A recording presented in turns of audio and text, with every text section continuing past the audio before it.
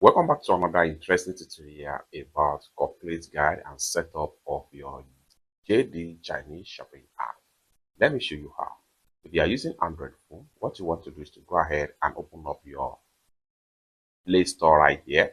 If you are using iPhone, just go to your App Store. So in this tutorial, I'm using Android phone. So I'm going to go ahead now and open up my Play Store. After you open up your Play Store, go ahead and click on the search. Then come to search app, type in JD. Hit on search. Next thing you want to do is to make sure you click on this one right here. Now you are here. Next thing you want to do is to go ahead and click on install.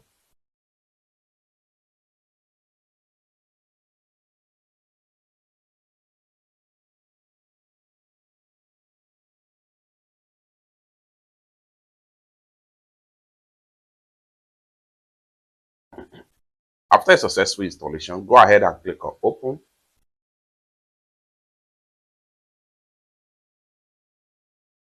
Go ahead and click on here to proceed.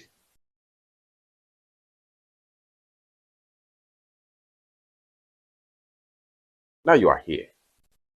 From the home page right here, you can shuffle products. Go ahead and hit on allow right here. Then from the home page right here, you can search for different type of product you might think of. So the more you scroll down, the more you see different products right here. So there are so many ways by which you can use to search for products on JD Shopping app. Then you can come to the bottom right here and see this is homepage section, this is latest, and this is your chart section, this is your cart, and this is your profile. So in my future tutorial, I'm going to make more tutorial about how best to use this particular JD Shopping app right here. It's that simple. For more tutorial tips and tricks like this, for more tutorial tips and tricks about shopping app, consider to subscribe.